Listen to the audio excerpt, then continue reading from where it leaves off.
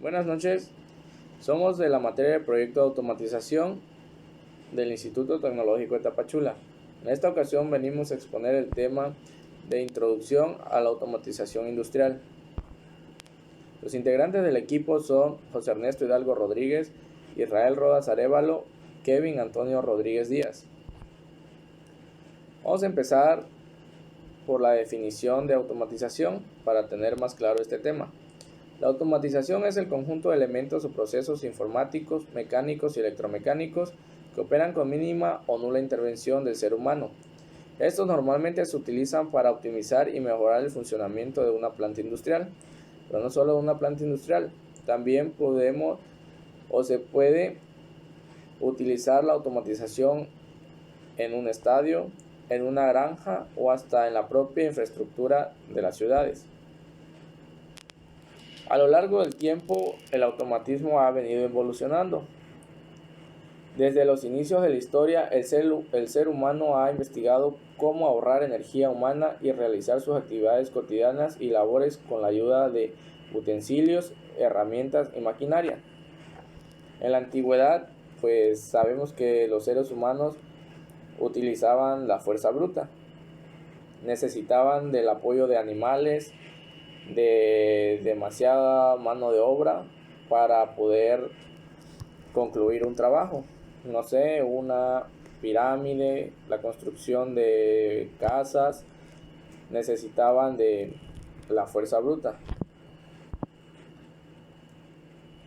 En esta diapositiva nos explica cómo ha ido evolucionando la industria, desde la industria 1.0 hasta hoy en la actualidad la industria 4.0. La industria 1.0 se conoce por la generación de vapor y se inventa el primer telar mecánico. En la industria 2.0, la producción en cadena. Se implementa la energía eléctrica y se echa a andar la primera cadena de montaje. En la industria 3.0 es de mayor nivel de automatización. En esta lo que se conoce, lo más fuerte que tiene es la electrónica y los TI. En la industria 4.0, la industria y productos de inteligentes consta de sistemas ciberfísicos, sistemas IoT, hiperconectividad y sistemas de Big Data. Vamos a explicar paso a paso cómo fue evolucionando las industrias.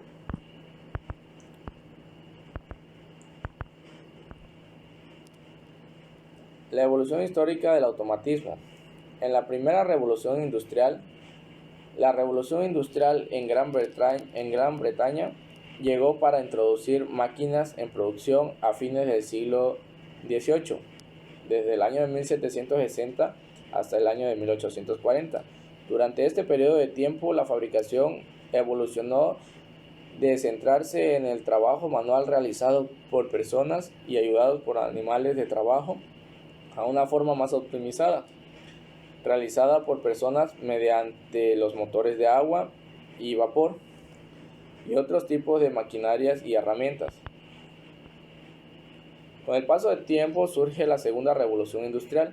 La segunda revolución industrial comenzó en el siglo XIX a través del descubrimiento de la producción de electricidad y líneas de montaje. La introducción de electricidad permitió a los fabricantes aumentar la eficiencia y ayudó a que la maquinaria de las fábricas fuera más móvil. También se introdujeron conceptos de producción en masa como la línea de montaje como una forma de aumentar la productividad. Pasó el tiempo y surge la tercera revolución industrial, comenzando a fines de la década de 1950.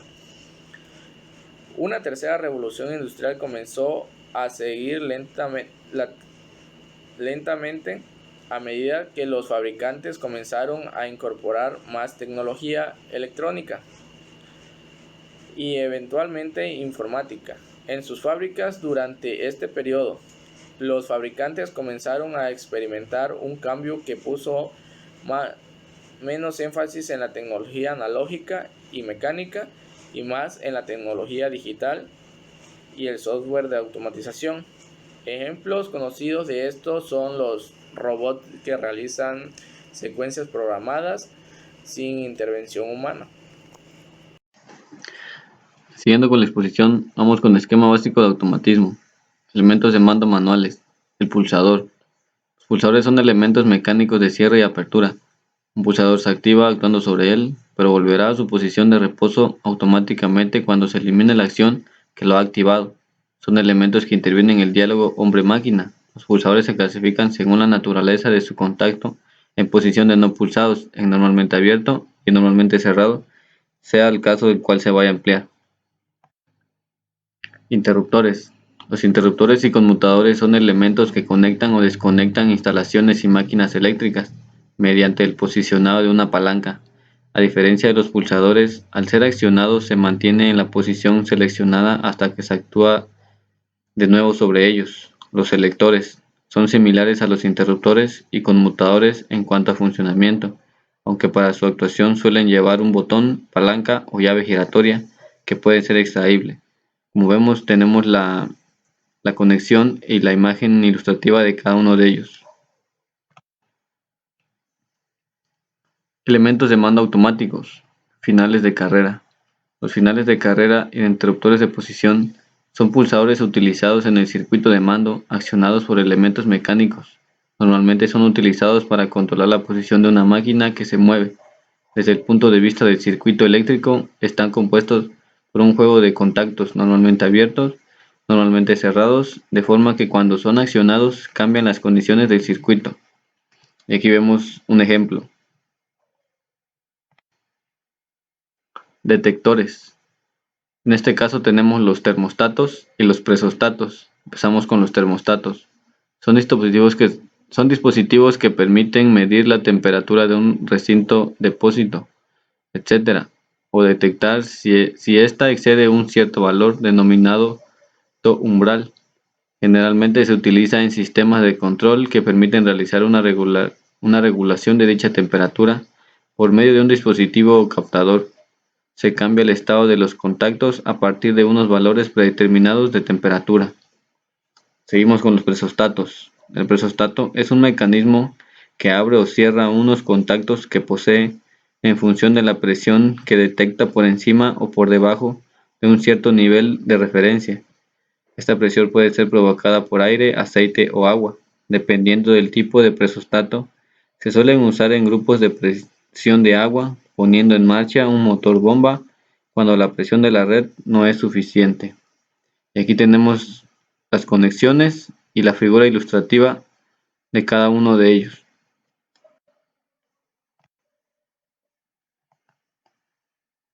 Detectores de nivel de líquidos. Detectan si el nivel de líquidos en depósitos, piscinas, etc. está por debajo de un nivel de referencia mínimo o por encima de un nivel de referencia máximo. De esta forma se utilizan en el mando automático de estaciones de bombero para comprobar la altura máxima y mínima del líquido cuyo nivel se pretende controlar. Tenemos el detector inductivo, el capacitivo y el fotoeléctrico que podemos apreciar en las imágenes. Dispositivos de señalización. Pilotos de señalización. Los pilotos de señalización forman parte del diálogo hombre-máquina. Se utiliza el circuito de mando para indicar el estado actual del sistema, parada, marcha, sentido de giro. Generalmente está constituido por una lámpara o diodo montada en una envolvente adecuada a las condiciones de trabajo. Existe una gran variedad en el mercado según las necesidades de utilización, tensión, colores, normalizados, consumo e iluminación. Tenemos la bombilla, un avisador acústico y un timbre. Dispositivos de regularización. Los reguladores, también conocidos como controladores, son elementos que permiten que la variable magnitud física que se desea controlar, velocidad de una máquina eléctrica, posición del eje de un motor, la temperatura de un recinto, permanezca siempre entre ciertos valores admisibles sin intervención directa de un operador humano. Los relés temporizadores, también conocidos simplemente como temporizadores son relés que permiten ajustar los tiempos de conexión y desconexión del mismo. La temporización puede ajustarse entre algunos milisegundos y algunas horas. Contactos y relés y contactores e interruptor. Tenemos las imágenes de lo que son los interruptores, los relés y los contactores. Esto sería todo de mi parte. Seguimos con el siguiente compañero. Bueno, continuando con la exposición y con el tema de esquema básico de automatismo, voy a explicar lo que es el relé térmico. Es un mecanismo que sirve como elemento de protección del receptor, habitualmente en el motor, contra las sobrecargas y calentamiento. Su misión consiste en desconectar el circuito cuando la intensidad consumida por el motor supera durante un tiempo la intensidad permitida por este, evitando que el bobinado se queme. El guardamotor. El guardamotor es un interruptor guardamotor, es un aparato diseñado para la protección de motores contra sobrecargas y cortocircuitos. El aparato puede incorporar algunos contactos auxiliares para su uso en el circuito de mando. Dispone de un botón regulador selector de la intensidad de protección. Este es un esquema básico de automatismo. Aquí tenemos lo que es un relé térmico que nos sirve para proteger el motor. Y aquí tenemos lo que es el guardamotor. Aquí podemos ver algunas imágenes de cómo es físicamente el relé térmico y el guardamotor. Ambos nos sirven para protección del motor. Motores. El elemento de salida de cualquier automatismo es uno o varios motores eléctricos. Todos los elementos del automatismo son para controlar estos motores. Aquí podemos ver motores de diferentes capacidades. Concepto SIM. La manufactura integrada por computadora, por sus siglas en inglés, SIM, es un concepto acuñado a principios de la década de 1970.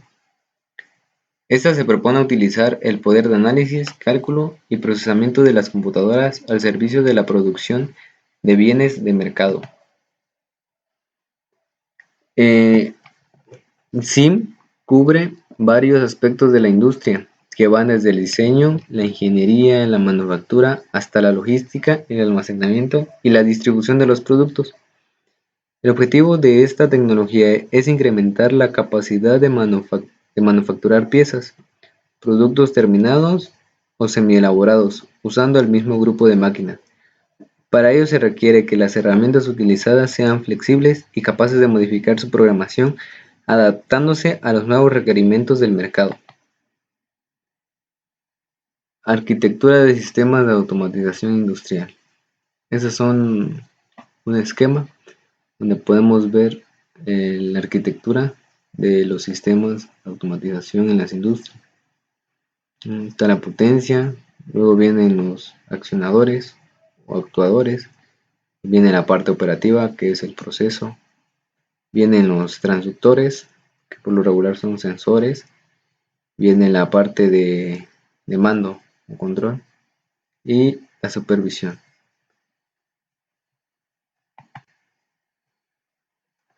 La parte de mando.